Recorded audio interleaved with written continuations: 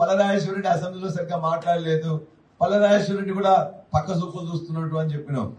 పక్క సూపులు, పై సూపులు, కింది సూపులు చుట్టాను నేను కడెం చేయని కాదు. నేను బరాబరిగా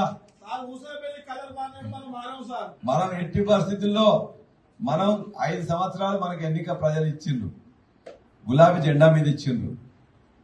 ఆ 5 సంవత్సరాలు కూడా అంటే మనకి ఇచ్చిన దాంట్లో ఏదైతే వాళ్ళు చేసిండ్రో దానికి కట్టుబడి అదే గులాబీ జెండాని పట్టుకొని ఉంటుంది తప్ప ఇంకోటి లేదు.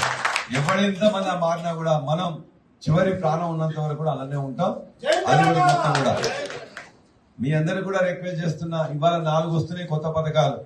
దానిలో మీరు అందరూ పల్లరాజేశ్వరరెడ్డి అసెంబ్లీలో సరిగ్గా మాట్లాడలేదు, పల్లరాజేశ్వరరెడ్డి కూడా పక్క సూపులు చూస్తున్నట్టు అని చెప్పినాం.